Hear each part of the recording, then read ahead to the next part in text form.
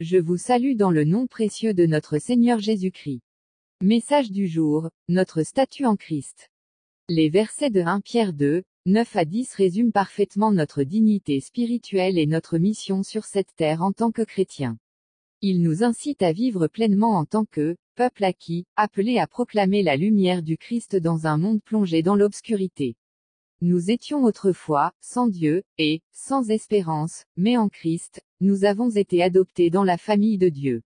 Aujourd'hui, nous avons un nouveau statut en lui. La Bible déclare. Mais vous, vous êtes un lignage choisi, un sacerdoce royal, une nation sainte, un peuple acquis, afin que vous annonciez les louanges de celui qui vous a appelé des ténèbres à son admirable lumière. Vous qui autrefois n'étiez pas un peuple, mais qui maintenant êtes le peuple de Dieu, vous qui n'aviez pas obtenu miséricorde, mais qui maintenant avez obtenu miséricorde. 1 Pierre 2, 9 à 10. Dans cet épître, l'apôtre Pierre nous invite à prendre pleinement conscience de notre identité en Christ. Il nous révèle des vérités fondamentales sur ce que nous sommes en tant que croyants. À travers ces paroles, il nous incite à contempler notre position divine et à répondre à l'appel de Dieu avec gratitude et joie, par la louange, l'adoration et l'engagement à mener une vie qui honore notre Sauveur. 1. Nous sommes une race élue, Dieu nous a choisis avant la fondation du monde pour devenir ses enfants bien-aimés, héritiers du salut et de son amour. Notre foi en Christ n'est pas le fruit du hasard ni un simple effet des circonstances, mais fait partie du plan parfait de Dieu. Cette vérité nous rappelle que notre valeur ne dépend ni de notre passé ni de nos erreurs, mais de l'amour éternel de Dieu qui nous a choisis. 2. Nous sommes un sacerdoce royal, par Jésus, nous avons été rendus, rois et prêtres.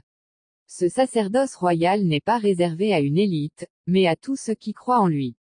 Cela signifie que nous avons un accès direct à Dieu. Nous sommes appelés à être ses ambassadeurs sur terre, à prier, à adorer et à intercéder pour les autres.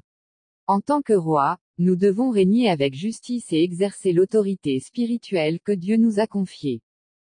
3. Nous sommes une nation sainte, il ne s'agit pas d'une nation politique ou géographique, mais d'une nation spirituelle, un peuple mis à part pour Dieu.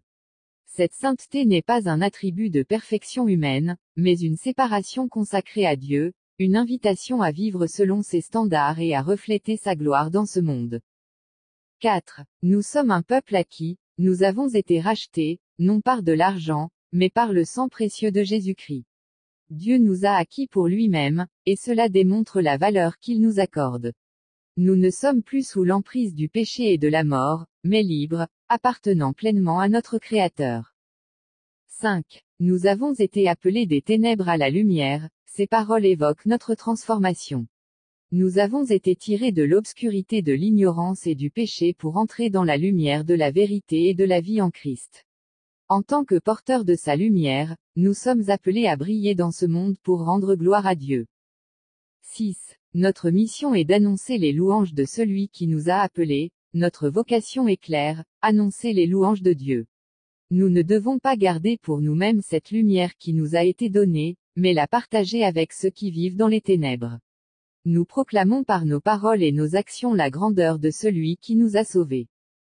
Prions ensemble. Merveilleux Saint-Esprit, ouvre mes yeux et mon intelligence pour comprendre qui je suis réellement en Christ, et quelle est ma véritable vocation. Je vous souhaite une agréable journée, au nom de Jésus. Prophète Sekongo Mamadou.